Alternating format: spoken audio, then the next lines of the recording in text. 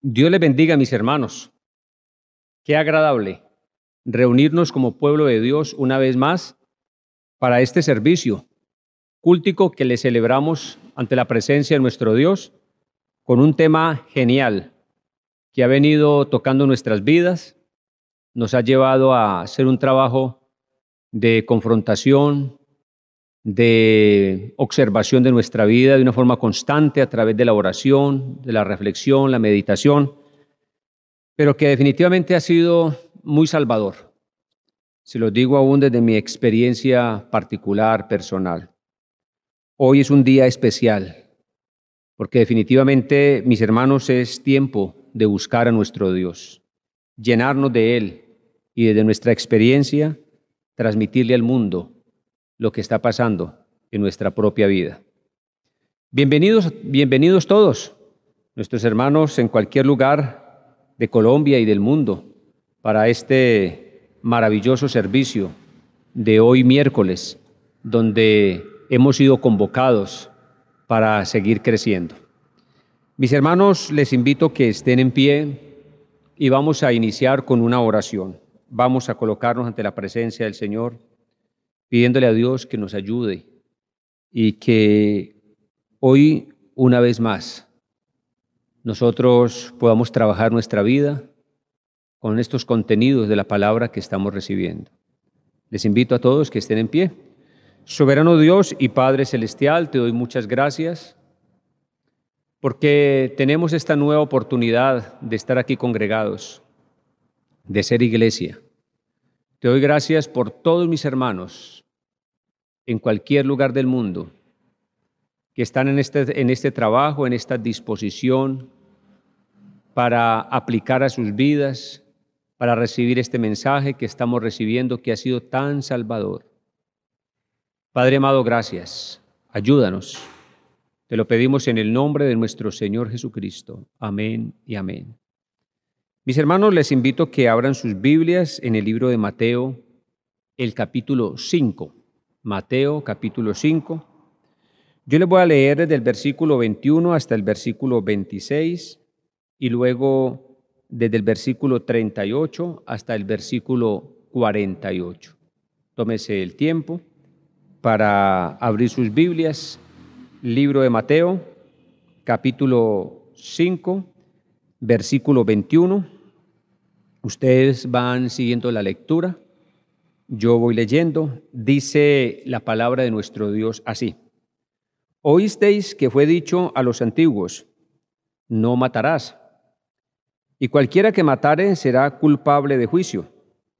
Pero yo os digo que cualquiera que se enoje contra su hermano será culpable de juicio, y cualquiera que diga necio a su hermano será culpable ante el concilio, y cualquiera que le diga fatuo quedará expuesto al infierno de fuego. Por tanto, si traes tu ofrenda al altar y allí te acuerdas de que tu hermano tiene algo contra ti, deja allí tu ofrenda delante del altar y anda, reconcíliate primero con tu hermano y entonces ven y presenta tu ofrenda. Ponte de acuerdo con tu adversario pronto, entre tanto que estás con él en el camino, no sea que el adversario te entregue al juez y el juez al alguacil y sea echado en la cárcel. De cierto te digo que no saldrás de allí hasta que pagues el último cuadrante. Luego el versículo 38 del mismo capítulo 5. Dice el versículo 38 así. Oísteis que fue dicho, ojo por ojo y diente por diente. Pero yo os digo, no resistáis al que es malo. Antes, al cualquiera que te hiere en la mejilla derecha, vuélvele también la otra. Y al que quiera ponerte a pleito, quitarte la túnica, déjale también la capa. Y a cualquiera que te obligue a llevar carga por 1 milla, ve con él 2. Al que te pide, dale, y al que quiera tomar de ti prestado, no se lo rehuses. Oíste que fue dicho, amarás a tu prójimo y aborrecerás a tu enemigo. Pero yo os digo, amad a vuestros enemigos, bendecid a los que os maldicen, haced bien a los que os aborrecen y orad por los que os ultrajan y os persiguen, para que seáis hijos de vuestro Padre que está en los cielos, que hace salir su sol sobre malos y buenos y hace llover sobre justos e injustos. Versículo 46. Porque si amáis a los que os aman, ¿qué recompensa tendréis? ¿No hacen también lo mismo los publicanos? Y si saludáis a vuestros hermanos solamente, ¿qué hacéis de más? ¿No hacen también así los gentiles? Y versículo 48, dice la palabra, sed pues vosotros perfectos, como vuestro Padre que está en los cielos es perfecto.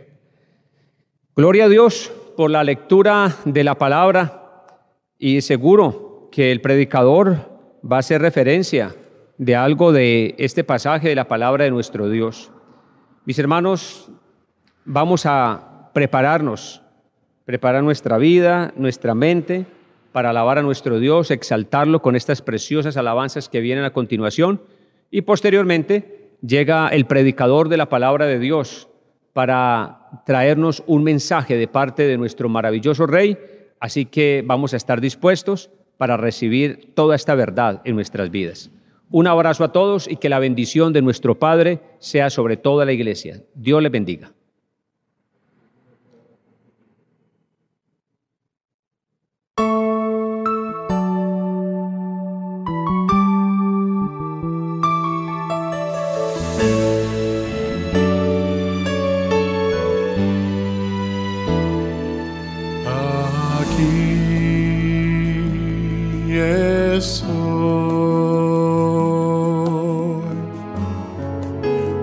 Ofrezco todo lo que soy, aquí estoy, un sacrificio quiero ser,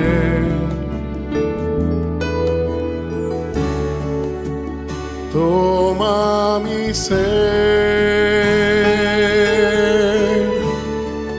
mi vida entrego a ti, porque tú eres mi Dios, eres digno de adoración,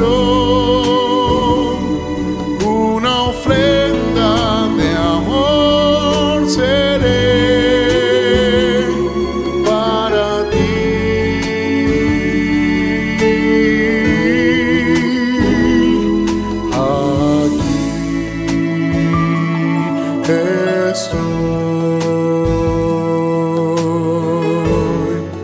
Te ofrezco todo lo que soy, aquí estoy, un sacrificio quiero ser.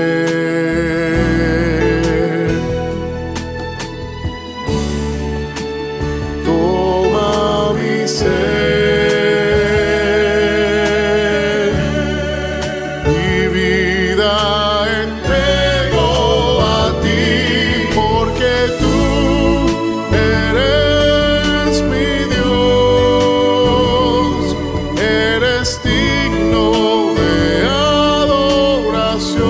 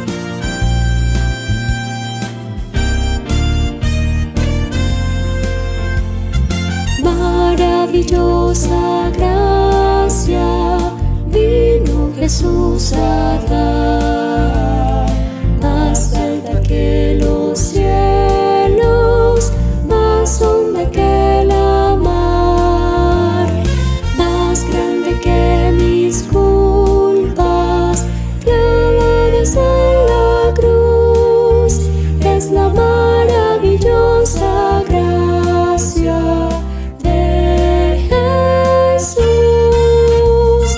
Inefable es la divina gracia, es inmensurable cual la mar, como clara fuente, siempre suficiente a los pecadores rescatar, perdonando todos mis errores. Cristo me limpió de mi maldad, alabaré su dulce nombre por la eternidad.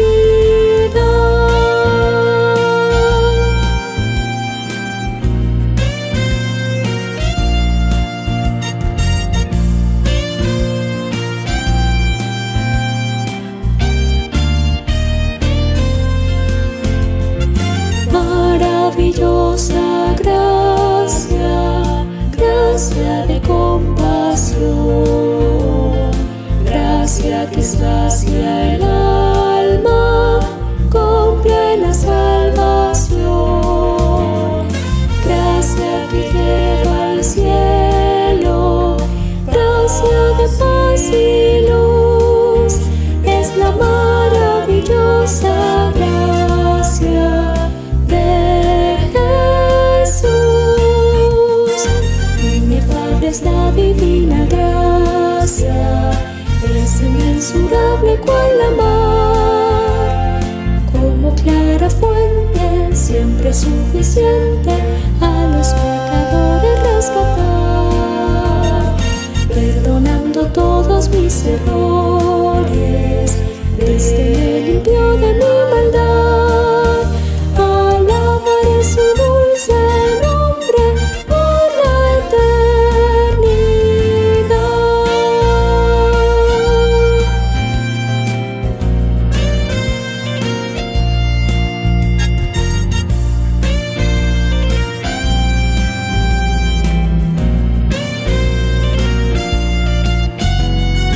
Maravillosa gracia, llama con dulce voz, llámanos a ser hechos hijos de nuestro Dios, colma de su consuelo, nos llena de virtud, es la maravillosa gracia de Jesús.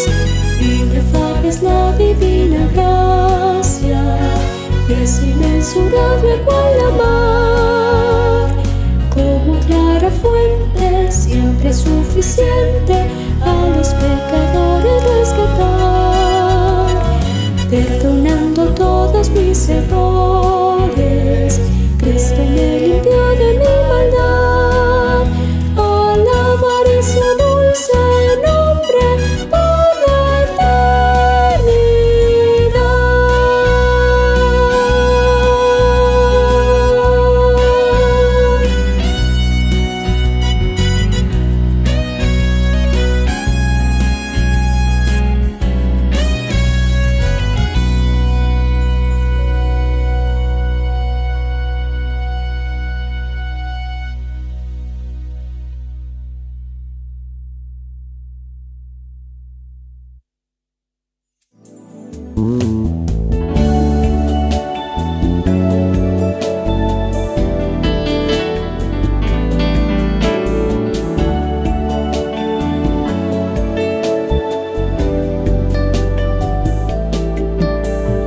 Gracias, Señor Jesús, por mostrarte a mí como el Espíritu que en mi vida crecerá,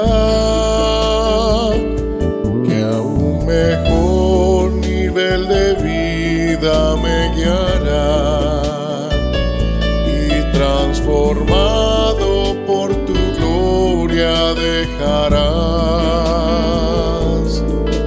Que yo te recomiende a los demás, cuando la fe, la esperanza y el amor sean legibles en mi vida, buen Señor. Gracias por la solvencia que tu libertad pone en mis manos como arras de heredad. Mil gracias porque tu gloria puedo ver, y como tú día tras día puedo ser. Por eso gracias, muchas gracias, mi Señor. Gracias, Señor Jesús, por mostrarte a mí como el Espíritu que en mi vida crecerá, que a un mejor nivel de vida me guiará, y transformado por tu gloria dejarás. Que yo te recomiende a los demás, cuando la fe, la esperanza y el amor sean legibles en mi vida, buen Señor. Gracias por la solvencia que tu libertad pone en mis manos como arras de heredad. Mil gracias porque tu gloria puedo ver, y como tú día tras día puedo ser. Por eso gracias, muchas gracias, mi Señor.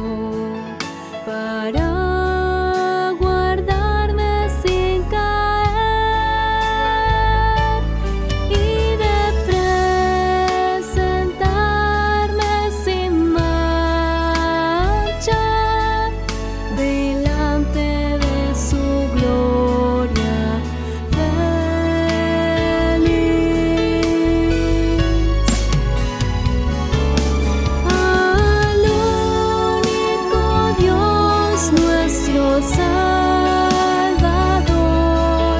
y a Cristo nuestro Señor. Sea la gloria y la majestad, dominio y la potestad, desde ahora hasta la eternidad. Amén. Aquel que es poderoso para guardarme sin caer y de presentarme sin mancha delante de su gloria feliz.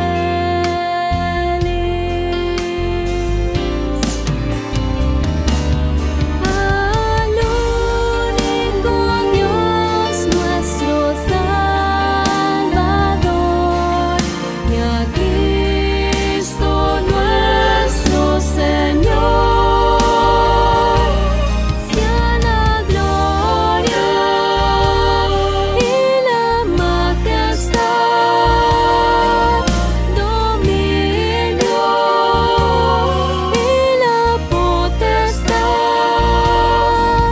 desde ahora hasta la eternidad. Amén. Sea la gloria y la majestad, dominio y la potestad, desde ahora hasta la eternidad.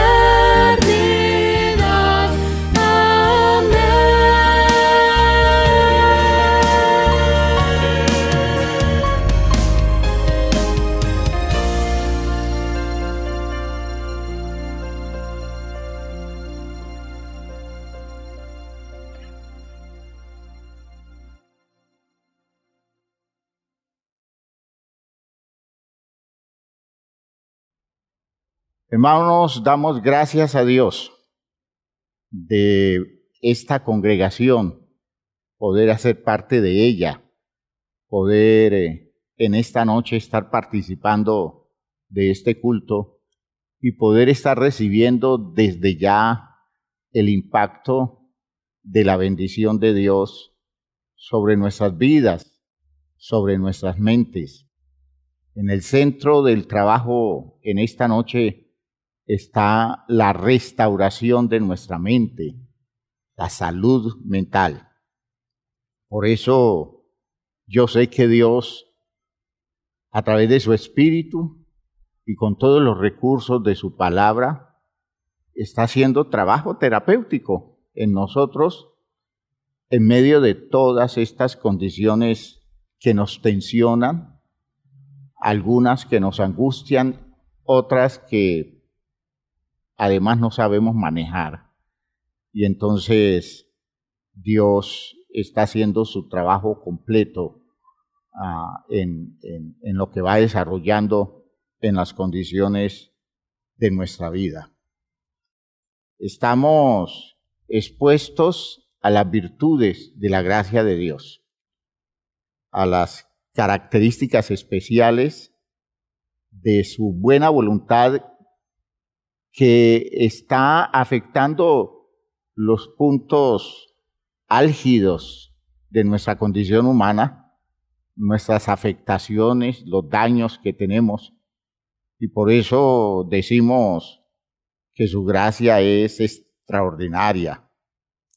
En nuestro coro, en nuestro himno decíamos: inefable es la divina gracia, es inmensurable cual la mar, como clara fuente siempre suficiente a los pecadores rescatar, perdonando todos mis errores, Cristo me limpió de mi maldad, alabaré su dulce nombre por la eternidad.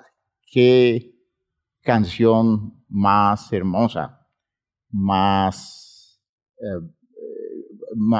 claro su mensaje, especial su contenido para llevarnos a entender que en esta experiencia en la que Dios está estructurando nuestra vida, el perdón de Dios en Cristo es un punto central, definitivo, que no podemos descartar.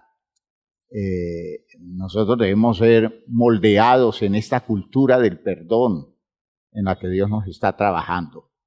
Por eso vamos a orar, vamos a pedirle a Dios que nos ayude a digerir bien el contenido de este mensaje alrededor de el poder saludable que tiene el perdón, la capacidad que tiene este recurso de provisión divina para ir generando estados restaurados en la condición interna de nuestra vida.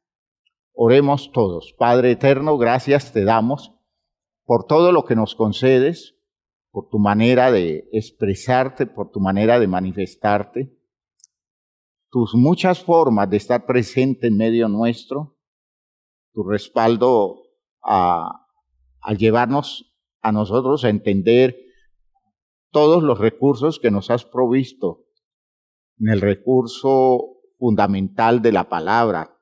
Gracias porque nos has tocado en áreas muy sensibles, Señor, donde nosotros ignoramos el nivel de afectación, pero que en la práctica lo vivimos como condiciones muy dañadas, muy tocadas negativamente en la estructura nuestra. Y estamos viendo cómo tú, con tus mecanismos muy especiales, perfectos, maravillosos, tú has venido cambiando nuestra condición de vida, nos estás dando una manera distinta de entendernos, de interpretar todas las cosas a las cuales tenemos que enfrentarnos. Nos estás regresando a la vida saludable y te damos gracias. Bendícenos entonces a lo largo de este mensaje. Háblanos por medio de él y ayúdanos a asimilar su contenido como un contenido para revitalizarnos, para fortalecernos. En el nombre glorioso de Jesús el Señor. Amén. Amén. Hermanos, por favor, siéntense. En la reunión anterior estuvimos hablando de la necesidad de hacer conciencia de las emociones que se manifiestan en nosotros para poder enfrentar eficazmente y a tiempo las condiciones perturbadas, esas que afectan nuestra vida, y poder librarnos de sus destructivos efectos. Ese poder visualizar la condición emocional afectada. Hay emociones muy buenas, hay emociones muy saludables y producen un efecto constructivo en el desarrollo de nuestra vida, el gozo, la paz, esa emoción que nosotros experimentamos como el sentimiento de satisfacción, como el estado interno de plenitud. Son estados emocionales, son sensaciones que se despiertan en nosotros producto de de la intervención de Dios en la vida nuestra. Y eso es salud. Quien vive bajo el poder del gozo, quien vive bajo la experiencia poderosa de la paz, está estructurando condiciones que protegen la propia vida. Ustedes recuerden cuando el apóstol Pablo habla de la paz de Dios que sobrepasa todo entendimiento, dice él, tiene el poder de guardar nuestros corazones y nuestros pensamientos en Cristo Jesús, guardarlos, ¿ya? Protegerlos, evitar que se dañen. Esa obra la hace el poder de la paz. Pero fíjense que hay otros estados emocionales que necesariamente están indicando un grado especial de perturbación. Y el problema nuestro es que nos acostumbramos a vivir con ellos y no hacemos el trabajo serio para superarlos, para resolverlos, y los dejamos, digamos, afectantes en el interior de nuestras vidas, y de hecho eso trae consecuencias muy tristes, situaciones muy dolorosas. Hermanos míos, es que si no admitimos francamente los sentimientos que tenemos respecto a los demás, entonces nosotros fallaremos en eso de darnos cuenta de que algo debe estar afectando seriamente el centro de nuestra propia alma. Claro, nuestro ser se ve muy afectado y nosotros debiéramos precisar la afectación porque percibimos esa condición emocional inadecuada. Y no hacerlo, hermanos míos, es exponernos a que en nuestra insensibilidad nosotros dejemos que condiciones perturbadas dañen enormemente el equilibrio interno que nosotros tenemos. Podemos decir que quien niega sus emociones se bloquea para crecer saludablemente en Cristo.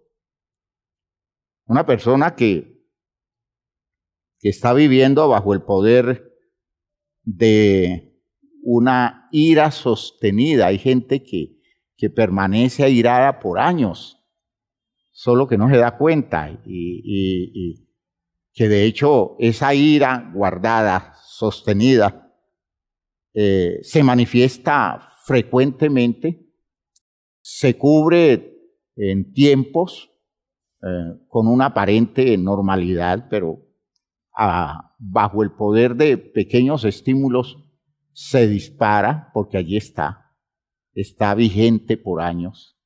Y es sorprendente que uno esté airado, que uno esté enojado tanto tiempo, como en el caso de Jonás que analizábamos hace 8 días, un hombre que hizo normal estar enojado, ya enojado con todo, inclusive con Dios.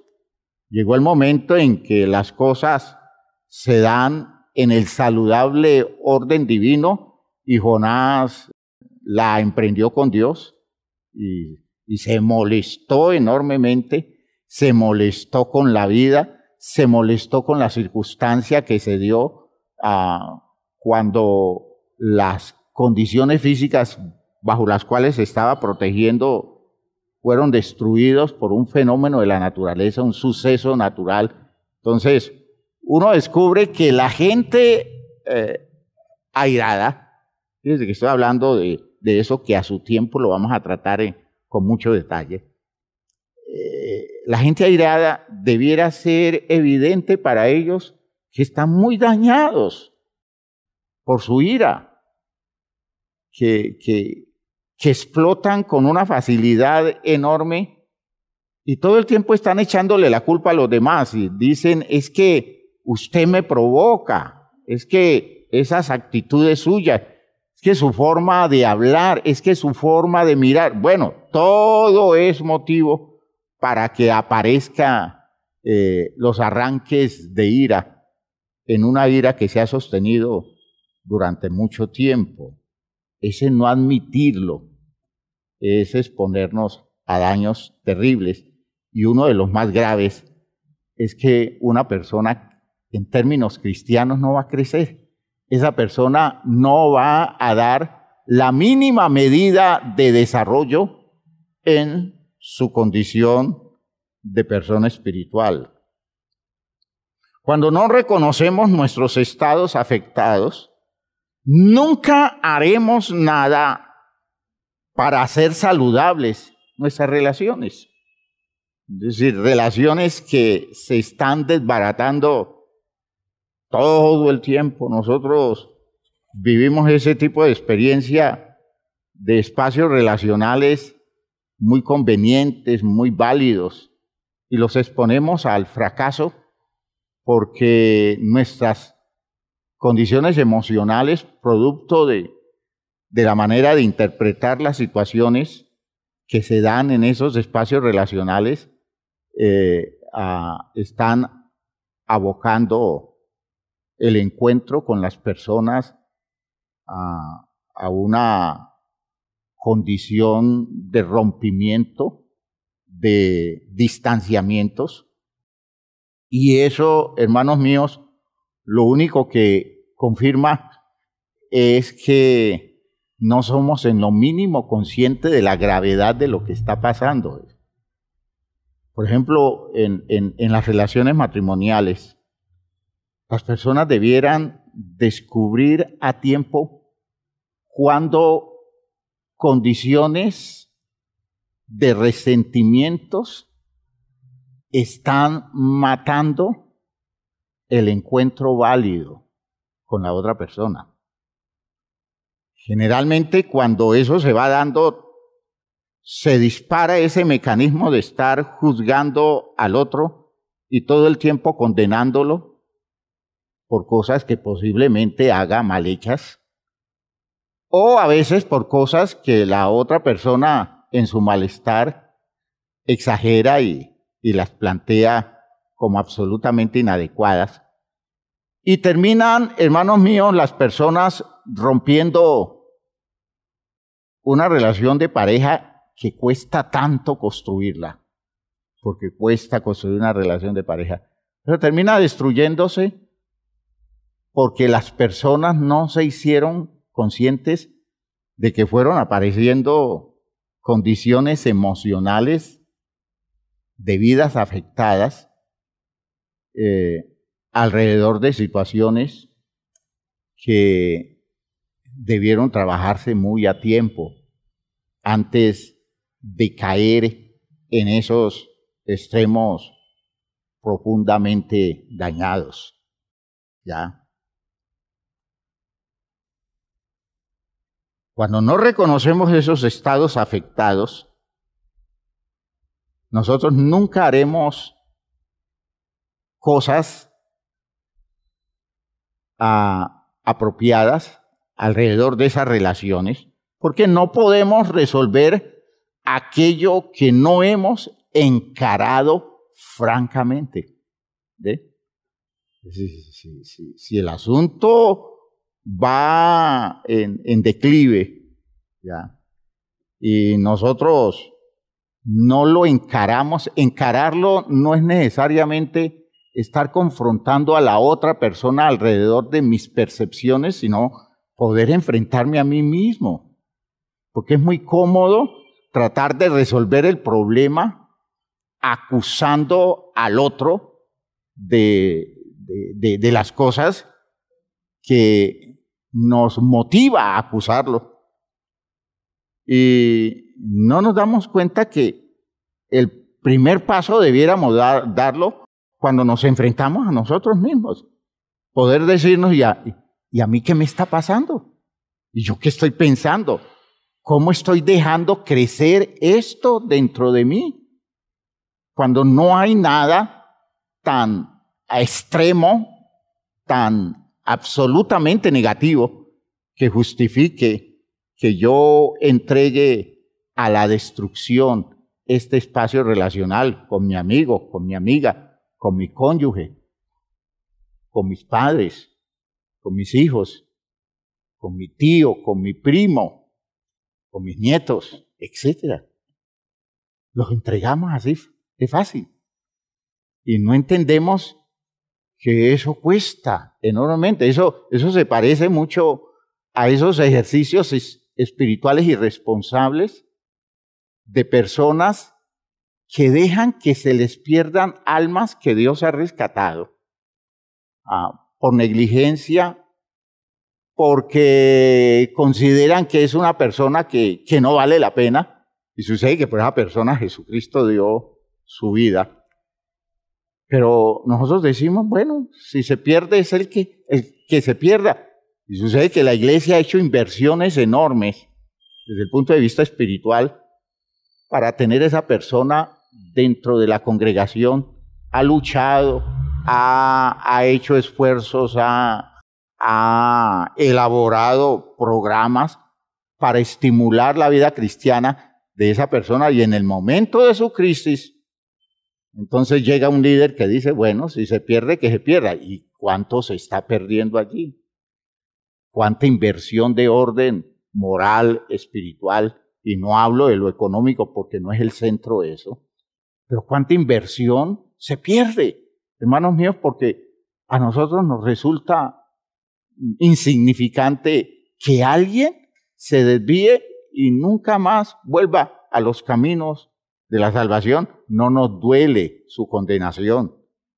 Y yo digo, es lo mismo que hacemos cuando entregamos a la destrucción espacios relacionales que Dios nos da como recursos, como bendición.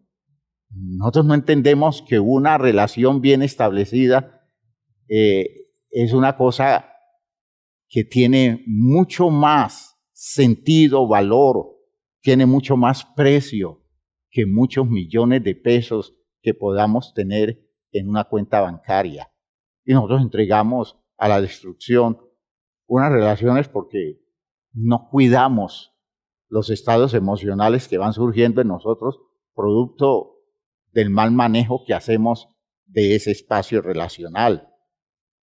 Frecuentemente nosotros tenemos temor de tratar con aquello que nos hiere, ¿ve? Eso es muy frecuente. Y especialmente esas cosas que nos hieren profundamente, a nosotros nos da como cierta prevención, como decimos popularmente, meterle muela a ese tipo de cosas y dejamos que estén allí. En muchas ocasiones nuestra voluntad se queda corta para confrontar el dolor en nuestras vidas, como que despreciamos esa oportunidad que tenemos en la estructura de nuestra capacidad racional para hacernos la pregunta más elemental: ¿y a mí por qué esto me duele tanto? Y no solamente hacernos la pregunta, sino buscar respuestas y buscar salidas y no dejar que las cosas sigan doliendo allí por los siglos de los siglos, como si eso fuera algo normal, y no darnos cuenta que ese estado perturbado, sostenido durante mucho tiempo, nos va a hacer mucho daño, va a afectarnos a nosotros en profundidad, nos va a crear condiciones que no son buenas. Y hermanos míos, el problema no es solamente que por razones deformadas nosotros nos negamos a reconocer nuestros sentimientos, tantas razones. Por ejemplo, problemas de altivez, ¿no? Hay gente que por su orgullo, por su amor propio deformado, se eximen de hacerse cuestionamientos respecto a condiciones emocionales muy afectadas que tienen en la vida para no mostrarse débiles, ¿ya? Y no simplemente no mostrarse débiles delante de los demás, sino frente a sus propios ojos, manteniendo una autoimagen aparentemente válida, pero producto de condiciones que no son reales. Ese negarnos a reconocer nuestros sentimientos es un problema, pero el problema más grave es que no dimensionamos a través de eso la agresión que le hacemos a nuestro propio ser cuando nosotros perpetuamos esas condiciones afectadas, esos sentimientos, esas emociones que nos agreden enormemente desde el interior. Eso es una cosa destructiva, es una cosa lesionante. Si fuéramos conscientes, nosotros, yo creo que haríamos esfuerzos muy especiales para resolver las cosas a tiempo y mantendríamos en una higiene continua, limpiando nuestro ser de todas esas emociones, pero no nos damos cuenta cuánto daño se está dando. Podríamos mencionar algunas cosas que de hecho en el tiempo que vayamos tratando muchas de estas emociones, iremos descubriendo cómo terminan afectando de fondo nuestro ser en detalles, en ideas concretas, en elaboraciones clínicas, es decir, esa visión clínica del problema que permite descubrir enfermedades que surgen alrededor de estados emocionales. Nosotros, por ejemplo, afectamos nuestro estado anímico y a veces lo afectamos de una manera definitiva. Hay condiciones del estado anímico de las personas que se vuelven condiciones normas, condiciones permanentes, condiciones, digámoslo así, del estado común de la persona, y no nos damos cuenta, hermanos míos, que en esas condiciones nosotros estamos dañando todas las posibilidades para ver con ojo bueno las situaciones de la vida. Es decir, si yo estoy viviendo ese estado anímico como de baja nota continuamente y lo voy volviendo un patrón de mi vida sin haber comprobado que eso es producto de permitir estados emocionales inadecuados, hermanos míos, cuando me doy cuenta ya mi forma de vivir cotidiana es una forma tan afectada que termino ahuyentando a todas las personas a mi alrededor y termino convirtiendo mi vida en una vida solitaria, en una vida donde todos los demás están haciendo el mayor esfuerzo por no entrar en contacto conmigo, porque es que yo voy dando como un sentir en relación conmigo, un sentir de, digámoslo así, de agobio, de desánimo. Es como si yo llevara siempre la mala nota al ambiente social con el que me relaciono, y las personas, para no caer en los efectos de mi presencia, van a preferir distanciarme, y eso será un elemento que sumará para ver mi vida como una condición desgraciada, una vida poco afortunada. Ese tipo de cosas, hermanos, se logran por descuido. A eso se llega por descuido. A eso se llega por no haber prestado suficiente atención, ¿ya? Y no haberme puesto claro a manejar las cosas a tiempo. Otra cosa que es evidente, y digo que con alguna frecuencia estaremos hablando de las implicaciones directas, nosotros afectamos la fisiología de nuestro cuerpo, produciendo sustancias que con el manejo de nuestras emociones, esas sustancias lesionan nuestros órganos y afectan su funcionamiento. Ciertos estados emocionales, hermanos, estimulan la producción de químicos internos que funcionan como drogas, como sustancias químicas que afectan nuestros órganos. Primero, los ponen a funcionar mal y en segundo lugar, los dañan. Su estructura tisular, su estructura, digámoslo así, su arquitectura se daña producto de esa afectación que van dando emociones que se sostienen, emociones inadecuadas que se sostienen mucho tiempo, ¿ya?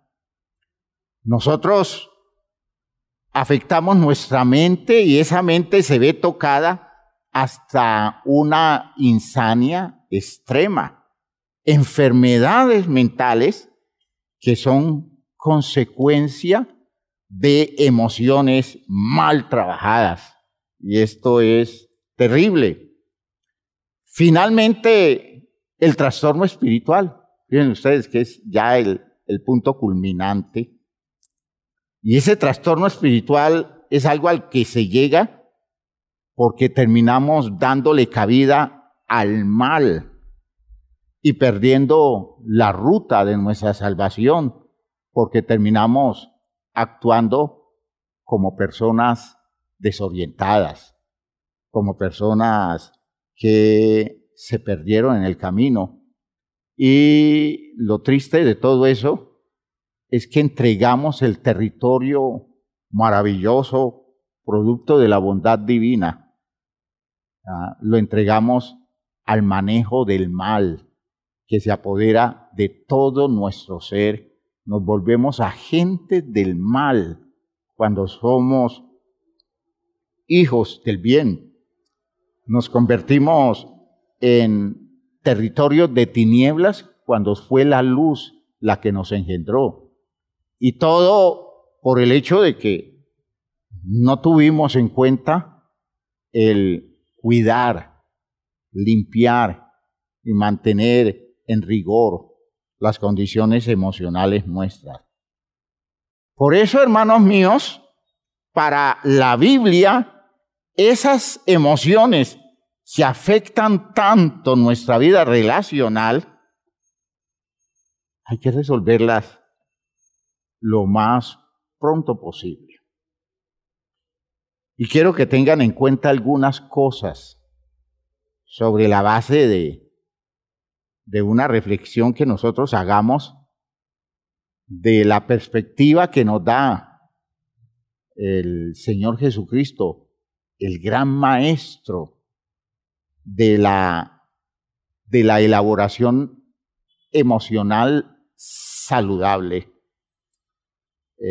Esa claridad que nos da Él del cuidado que debemos tener, sus recomendaciones, porque Él, como un gran terapeuta, se da cuenta que si nosotros no sacamos esas condiciones afectadas lo más pronto posible de nuestra vida, nosotros vamos a terminar muy dañados.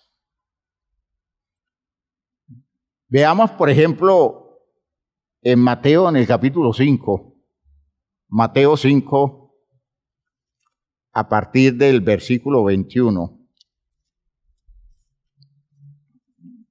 Esa reflexión que hace Jesús en relación con la ira.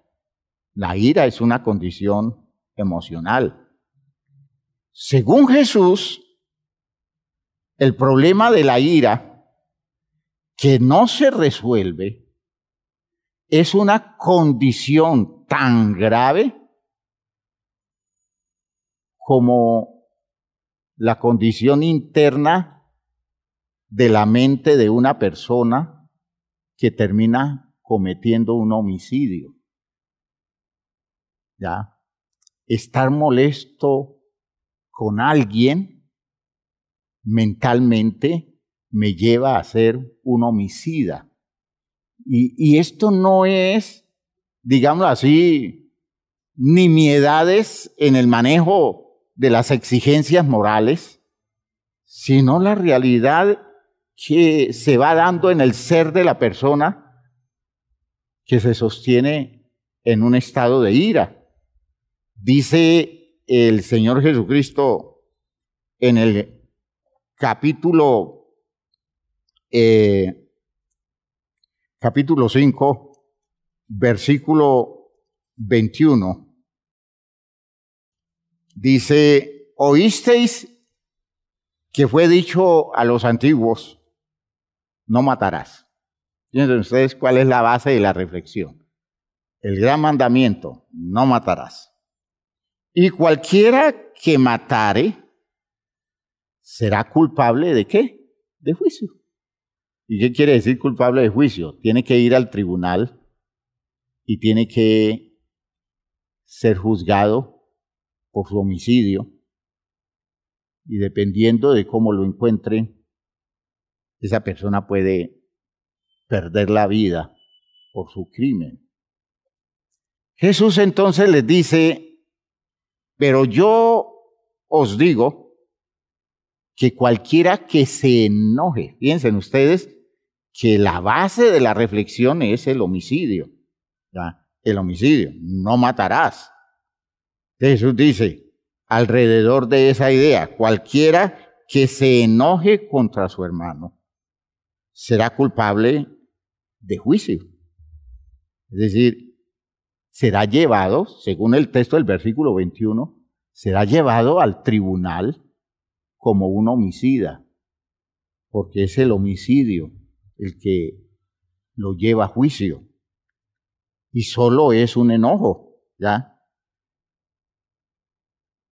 Y cualquiera que diga necio a su hermano será culpable ante el concilio, es decir, cada vez es más grave su situación.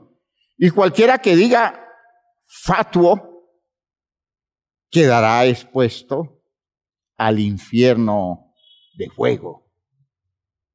Piensen ustedes cómo el Señor Jesucristo está expresando la condición a la que queda expuesta una persona que termina hablando bajo los efectos de la ira, termina actuando en una relación bajo el poder de la ira. Sobre la base de eso, se descubre que lo más elemental que se da en esa persona es el homicidio. Es decir, solo airarme ya me hace homicida. Y si además de airarme, yo comienzo a agregarle elementos más nocivos a mi espacio relacional airado, llega el momento en que de antemano ya estoy condenado a una perdición definitiva. Porque, hermanos, en el texto la gravedad no es solamente lo que le digo a la persona, sino el espíritu que se despierta en mí y me mueve a decir lo que digo. Le digo necio, le digo fatuo, le estoy diciendo a la persona, le estoy diciendo cosas como esas expresiones que nosotros usamos para demostrar nuestro enojo, a veces una expresión como decirle a alguien, en el enojo usted no sirve para nada, ¿ya? Tiene la gravedad de un acto homicida. ¿Por qué? Porque es el afán de agredir alrededor de mi condición afectada por la ira. ¿Ya? Ante el malestar sostenido, todo lo bueno que se haga queda afectado de nulidad. Fíjense que en el texto nosotros leemos, a partir del versículo 23, leemos cómo Jesús aclara, después de decir eso, de los airados, dice, por tanto, en función de eso, si traes tu ofrenda al altar, fíjese que yo estoy haciendo algo muy bonito, llevar mi ofrenda al altar, estoy haciéndole el culto a Dios, estoy llegando a la iglesia a hacerle culto a Dios, pero estoy airado. Y Jesús dice, ojo, ¿por qué dejas que eso se sostenga allí? ¿Por qué permites que un estado tan perturbado, tan dañado y tan dañino como la ira permanezca, haciendo que lo tuyo, lo mejor de lo tuyo, las cosas buenas que tú hagas, terminan anuladas por tu ira? Dice, si traes tu ofrenda al altar y allí te acuerdas de que tu hermano tiene algo contra ti, deja allí tu ofrenda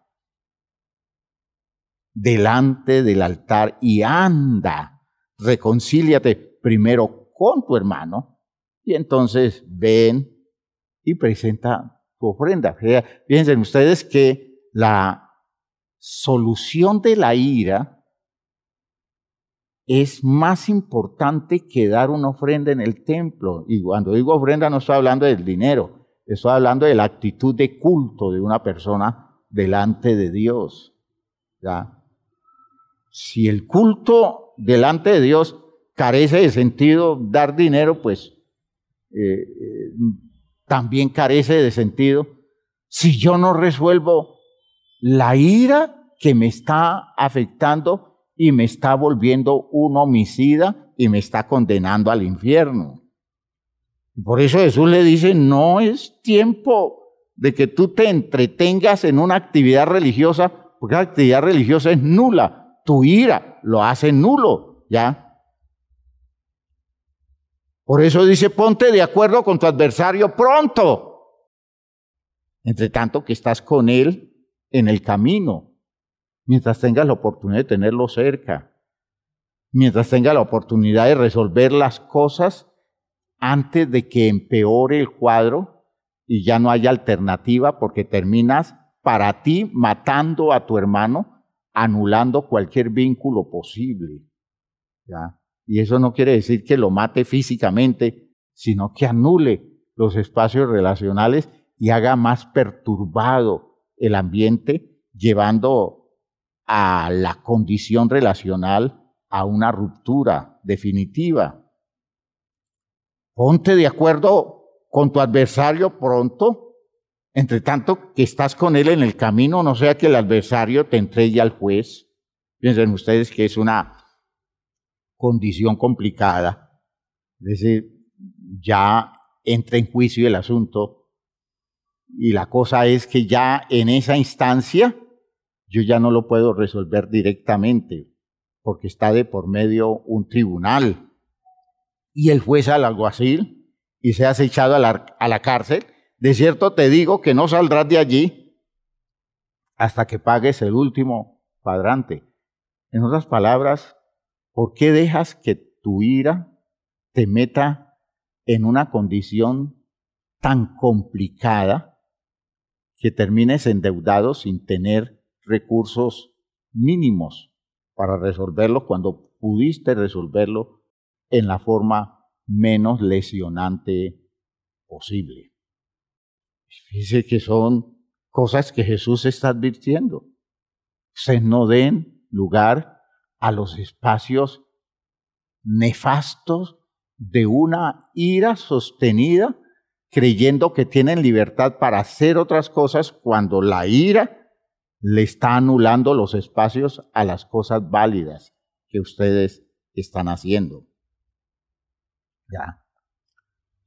Por otro lado, en la época de Jesús, hablando de otra emoción, el odio era una cosa válida, hermanos míos, y necesaria muchas veces en la visión que tenían los israelitas cuando se refería al enemigo. Jesús, que conocía, era un hombre experto en el conocimiento de las implicaciones destructivas de estas emociones, conociendo la gravedad de este estado, de este sentimiento, contrastando con su medio que decía, pues sí, odia a tu enemigo porque pues, es tu enemigo. De modo que no le des oportunidad a tu enemigo, sino manifiéstale tu peor voluntad para que tu enemigo contigo sepa qué atenerse y tú no le abras una puerta inadecuada al enemigo, dice la cultura judía. Jesús, contrastando con eso, inspiró a sus discípulos con un mandamiento radical. Imaginen ustedes el mandamiento que deja Jesús en esa sociedad. Amad a vuestros enemigos y orad por los que os persiguen. Miren que en el versículo 44 de ese capítulo 5, Jesús está mencionando esto de una manera contundente. ¿Por qué? Porque quiere protegerlos del odio. No le den lugar al odio, aunque el odio llegue en función de un enemigo y el enemigo esté dándoles a ustedes la oportunidad o la justificación para todo su sentimiento de odio, todo su sentimiento de persona que quiere agredir y quiere destruir a esa condición del otro, ¿ya? Porque es que es el enemigo. No, Jesús dice, no, el más grande de los enemigos de ustedes no les hará tanto daño a la vida como el daño que les hace el odio que ustedes desarrollan hacia ese enemigo. Por tanto, el problema no es el enemigo, el problema es tu odio. El problema es tu odio. Y dice Jesús, entonces, amad a vuestros enemigos, bendecid a los que os maldicen, haced bien a los que os aborrecen y orad por los que os ultrajan y persiguen. ¿Para qué? Para que seáis hijos de vuestro Padre que está en los cielos. Fíjense que lo que está diciendo es, para que la vida de ustedes se identifique con la actitud del Padre. Y esto se los coloco como referencia porque lo que quiero es que no le den lugar al odio, aunque haya muchas razones para justificarlo. Y la razón más poderosa es tu enemigo. Y no importa quién sea tu enemigo, no te des la libertad de odiarlo. Porque si tú lo odias, te dañas, de modo que el enemigo logrará la victoria más grande sobre ti, y es verte destruido por este estado emocional que se genera en ti a partir del odio. De modo que en cambio de destruir al enemigo, terminará dándole la oportunidad al enemigo que te destruya a ti, porque tu estado emocional está generando esa ventaja. ¿Ya?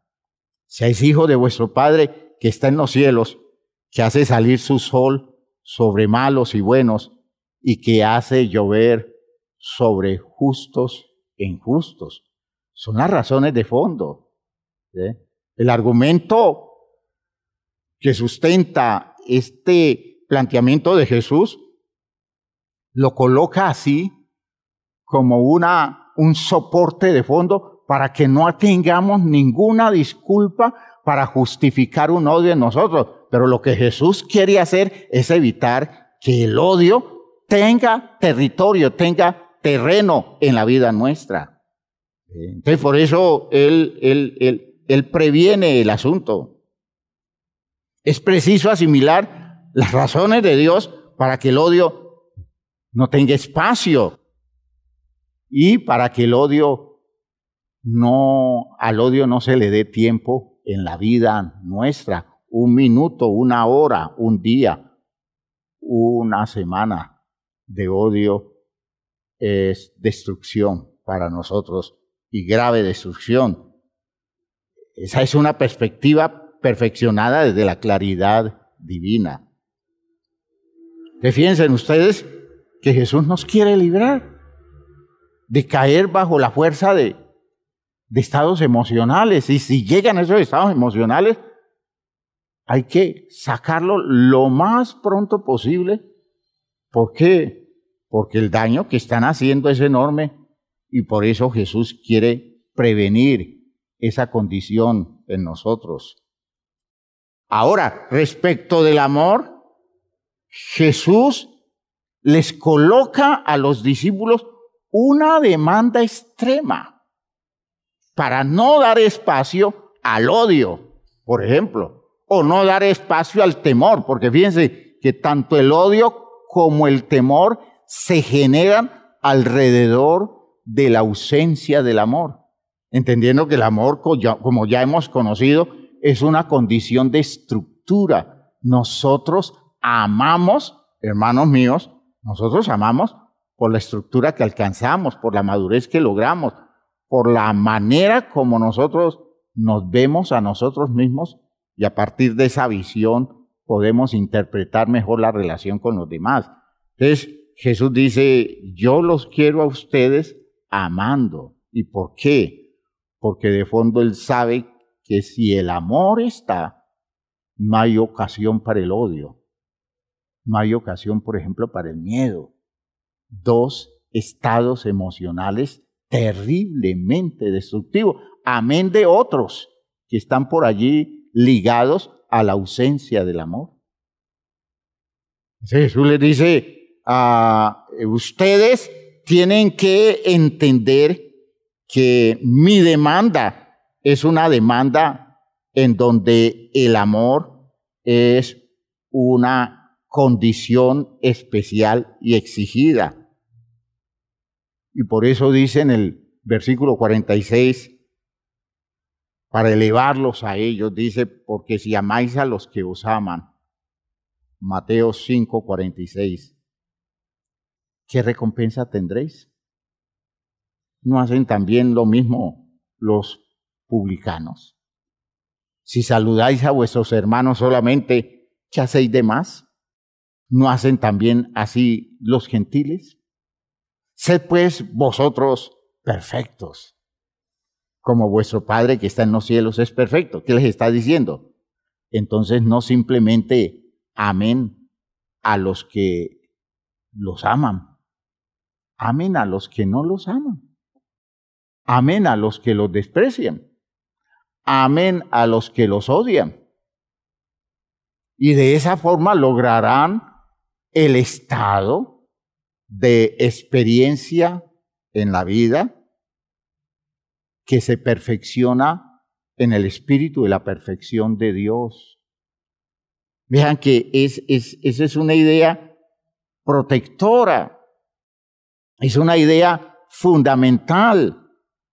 Y por eso Jesús, al final de su ministerio, en el Evangelio de Juan, les insistió a ellos en la necesidad de estructurarse en el amor para no corresponder inadecuadamente al odio destructivo del mundo, que sería la tentación permanente para ellos. Jesús les dice a sus discípulos, ustedes van a recibir de mí un nuevo mandamiento. Y Juan después explicando dice, el mandamiento nuevo es el viejo, solo que tiene un énfasis distinto. Y el énfasis distinto es que en este mandamiento nuevo, Él les está diciendo, ámense los unos a los otros de la misma forma que yo los he amado. Es decir, no es de cualquier manera, no es en cualquier nivel de estructura, es en el nivel de la madurez, de la solvencia. ¿Para qué? Para que no den lugar a dañarse en el trato feo que ustedes van a recibir del mundo. Fíjense que son cosas preventivas, ¿ya? No es simplemente el amor como el gran nivel de relación, de hecho es extraordinario, sino lo preventivo que es. En el capítulo 15 del Evangelio de Juan en el capítulo 15, ustedes van a escuchar a Jesús hablarle a los discípulos como advirtiéndoles todo lo que viene y les deja ver Jesús que en esas condiciones ellos tenían que estar preparados y la condición fundamental era la estructura del amor. ¿Por qué? Porque lo que viene es muy duro. El trato que van a recibir es agresivo y ustedes pueden lesionarse. ¿Cómo lesionarse? Porque se llenen de odio, porque se llenen de resentimiento, porque se llenen de frustración, porque se llenen de angustia y de miedo. Entonces, si eso sucede, el mundo los destruye. Pero si ustedes aman y se enfrentan a eso, esas cosas no les harán daño, aunque acaben ellos con la vida de ustedes, físicamente hablando. Los pueden matar, pero no les harán daño. ¿Por qué? Porque ustedes se protegen en la estructura de una persona solvente. Jesús les dice en Juan 15, 18, si el mundo os aborrece, sabed que a mí me ha aborrecido antes que a vosotros. Si fuerais del mundo, el mundo amaría lo suyo, pero porque no sois del mundo, antes yo os elegí del mundo, por eso el mundo os aborrece. Acordaos de la palabra que os he dicho, el siervo no es mayor que su señor. Si a mí me han perseguido, también a vosotros os perseguirán. Si han guardado mi palabra, también guardarán la vuestra. Jesús está haciendo hincapié en ese hecho evidente de que las cosas no iban a ser fáciles. Y por eso la protección del amor.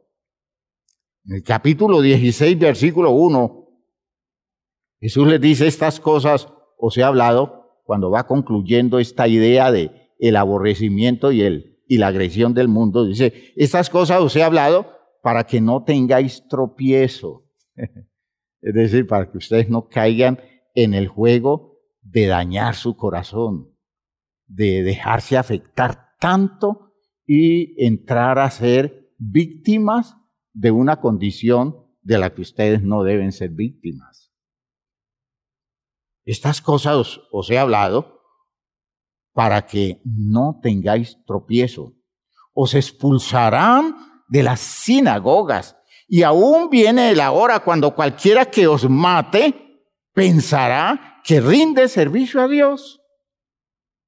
Y harán esto porque no conocen al Padre ni a mí. Mas os he dicho estas cosas para que cuando llegue la hora os acordéis que ya os lo había dicho. Es decir, no se llamen a sorpresa, no consideren que algo del otro mundo les está pasando, como si esto no estuviera anunciado, como si esto no fuera lo normal en relación con sus vidas. Por eso yo quiero que se protéjanse amándose. Mientras se amen, ustedes estarán protegidos, porque el amor va a tener el poder de cubrir multitud de pecados, porque el amor echará fuera el temor, porque el amor no le dará cabida al odio. Y si esos estados emocionales no entran a la condición de sus vidas como consecuencia de las afectaciones de la obra del mundo contra ustedes, ustedes están libres. Y ustedes tendrán oportunidad para solventarse y solventarse de una manera ideal. Las situaciones llegarían y ellos debían aprender a interpretar las cosas para no dejarse dañar por tanta maldad y superar la perplejidad de una religión perversa y criminal que era la religión que los englobaba a ellos. Descubrirse con esa sorpresa de que ellos tratando de hacer las cosas bien para la gloria de Dios y la religión persiguiéndolos porque no los soportaba en su condición de identificados con el Espíritu de Cristo. Eso, hermanos míos, es como prevención para que las cosas no dañen al punto de despertar condiciones emocionales que nosotros no debiéramos aceptar en la vida nuestra. Por eso yo quiero decir esto que voy a decir como una idea básica, porque ya cuando comenzamos a aplicar esto a la idea del perdón, descubrimos que una de las cosas que complican lo del perdón en nosotros es que el odio, el resentimiento y la amargura se acrecientan tanto en nosotros que el no poder superarlos hacen que el perdón se diluya, que el perdón no llegue y no tiene cómo llegar cuando yo estoy tan cargado de unas emociones tan negativas y tan destructivas. Ya. Y podemos decir como regla concluyente de esto que hemos dicho hoy, que si alguien está emocionalmente afectado, una persona resentida, amargada, llena de odio, frustrado en extremo, acobardado, airado, si alguien está tan emocionalmente afectado, necesariamente es porque la estructura de su ser no resistió la demanda que se le hizo. ¿Ya? Y su capacidad quedó por debajo de la experiencia vivida. Es la situación de los niños. Los niños por eso se dañan, porque ellos no tienen estructura para resistir y cuando tuvieron que interpretar, su interpretación estaba totalmente desenfocada, carente de sentido real y objetivo. Y por eso terminaron los niños muy dañados, a veces por cosas pequeñas, pero terminaron muy dañados.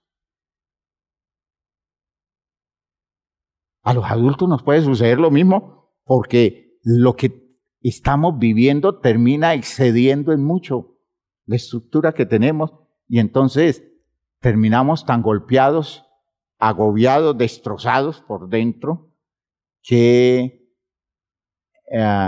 ese estado emocional resulta superando la visión objetiva del problema.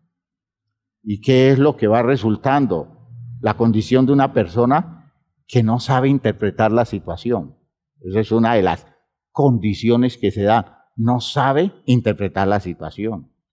La condición de alguien que no logró correlacionar válidamente la experiencia con el texto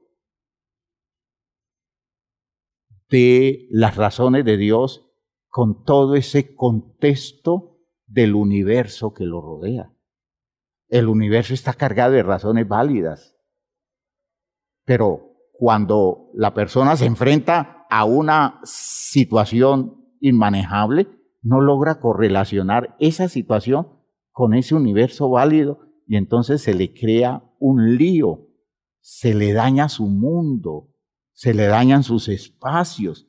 Particularmente, esa persona no puede hacer contextualizar su experiencia dura, su experiencia difícil, no puede hacerla contextualizar con su propia vida. Dice, es que yo no tendría por qué vivir esto. A mí no me puede estar pasando esto. ¿Y yo qué he hecho para merecer esto? Frases que nosotros usamos y que está indicando que no somos capaces de hacer contexto del suceso desagradable, del suceso difícil, con esa visión universal que es tan elemental por la falta de estructura que muy poco se necesita para que todo eso pierda sentido. Por último, decimos que no pudo superar el escollo y seguir adelante. ¿Ya? No pudo entonces avanzar motivado por el bien prometido y nutrido por las poderosas razones de la verdad divina que le decían: lo que viene adelante es mucho mejor, no se detenga en una nimiedad de esta, en esta insignificancia. El escritor a los Hebreos, al hablar de la experiencia de Jesús, decía: Él, por el gozo puesto delante de él, sufrió la cruz y menospreció el oprobio y se sentó a la diestra de Dios. ¿Ya? Vean ustedes, interesante esa condición, por el gozo puesto delante. Es decir, pudo soportar la prueba y la dificultad por el hecho de que seguía siendo muy claro en su estructura la visión de lo prometido. Y entonces cuando llegó el momento difícil, él fue capaz de pasar por encima de esa dificultad porque el gozo lo sostuvo. En cambio de la aflicción, del sentido acobardado o del sentido, digámoslo así, resentido y amargado de alguien que está viendo que le quitan sus oportunidades, él pudo con el gozo opacar todo eso, porque lo que vio hacia adelante lo vio extraordinario, lo vio maravilloso. Por eso yo quiero que entiendan, hermanos míos, que este es el tiempo de comenzar a descubrir que muchos de nuestros problemas en relación con el perdón, fíjense que aquí hablé en general de estados emocionales que incluyen todo lo relacionado con las emociones, que desde el punto de vista de la necesidad de perdonar, emociones que hacen resistencia a todo eso. Y al descubrir esta situación que aquí se presentó, nos damos cuenta que si nosotros no resolvemos esos manejos emocionales con recursos de Dios apropiadamente, el perdón nunca llega. La disposición para perdonar nunca llega y terminaremos nosotros totalmente afectados por condiciones que cada vez van a ser peor y cada vez van a ser más inmanejables. Que Dios nos dé la sensibilidad que necesitamos, que Dios nos dé la solvencia, que Dios nos dé la dimensión de claridad para que nos encontremos con esa posibilidad de quitarle el peso, tanto peso que le hemos dado a condiciones emocionales que las dejamos allí mucho tiempo, cuando debimos habernos puesto a trabajar eso hace bastantes años y poder estar libre de todas esas condiciones, de todas esas afectaciones y por tanto tener libertad para manejar el perdón como una cosa que podemos desplegar solventemente. Dejemos allí y mantengamos nuestra reflexión. Pónganse de pie, por favor. Vamos a orar. Vamos a pedirle a Dios que nos ayude, porque yo creo que en ese lío estamos. Estamos enredados, hermanos. A veces nos enredamos en bobaditas y el problema no es la bobadita, es el tiempo que la bobadita lleva. Le hemos dado tanto tiempo a esas condiciones, le hemos dado tanto espacio a esas elaboraciones que por el simple sentido común espiritual nosotros debiéramos habernos preguntado: ¿y yo por qué estoy metido en esto? Si yo no tendría por qué estar en esto con la claridad que Dios me ha dado en Cristo. Pero ahí estamos. Y aquí está Dios, con su poder salvador a través de la palabra y a través de su Espíritu, queriendo liberarnos, porque este es el tiempo de nuestra liberación. Este es el tiempo de la ruptura con condiciones enfermizas. Este es el tiempo de nuestra salud. Padre eterno, te damos gracias por todo lo que nos has dado, por esta claridad que nos concedes, por esta visión espiritual, por este orden de ideas especial en el que tú nos estás comprometiendo con la claridad de tus razones. Gracias por esta palabra que esperamos, Señor, pueda abrir en nosotros esos cuartos cerrados donde existen secretos y condiciones tan dañinas que han venido afectando nuestra vida, que si hoy podemos liberarnos de ellos, estamos recobrando espacios vitales maravillosos para la plenitud de esta experiencia a la cual nos estás llamando. En el nombre de Jesucristo, Señor, te doy gracias por la victoria que le vas a dar a cada uno de mis hermanos, por la victoria que le darás a toda la iglesia respecto a esto, por la forma como traerás a tantos simpatizantes a tener victoria en medio nuestro, con esta claridad de razones tuyas, las razones que nos das para ser victoriosos. En el nombre de Jesús el Señor. Amén. Amén. Hermanos míos, use el recurso, busque ayuda, pero superemos, porque necesitamos hacer del perdón un territorio eficiente en la vida nuestra. Que Dios les bendiga a todos. Salúdense.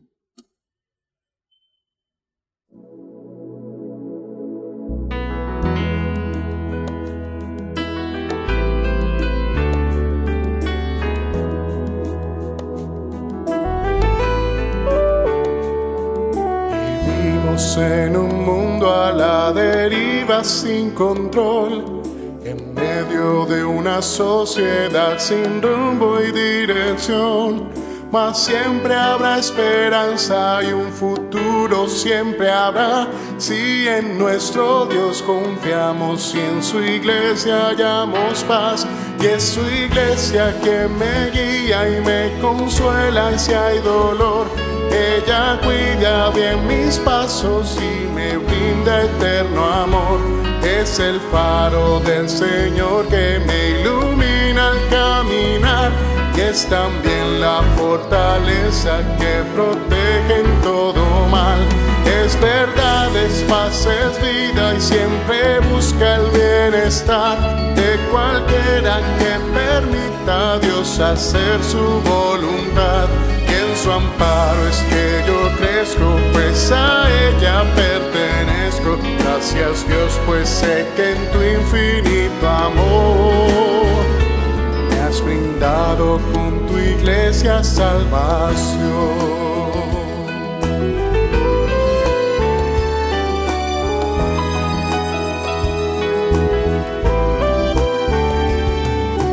Bueno es entender lo que la iglesia puede hacer, cuando a través de ella Dios nos muestra su poder. Y es tiempo de que todos seamos focos de su amor, para ser en nuestro mundo parte de la solución. Y es su iglesia que me guía y me consuela si hay dolor.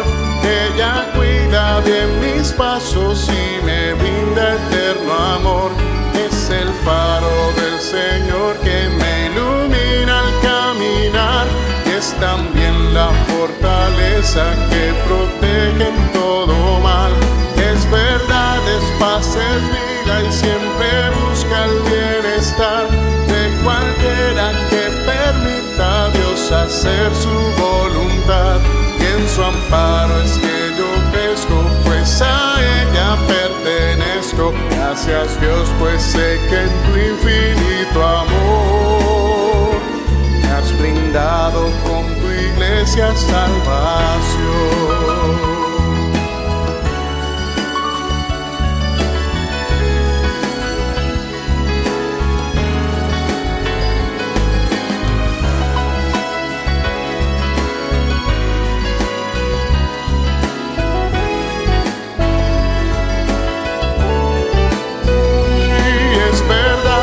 Paz es vida y siempre busca el bienestar de cualquiera que permita a Dios hacer su voluntad. Y en su amparo es que yo crezco, pues a ella pertenezco. Gracias Dios, pues sé que en tu infinito amor me has brindado con tu iglesia salvación.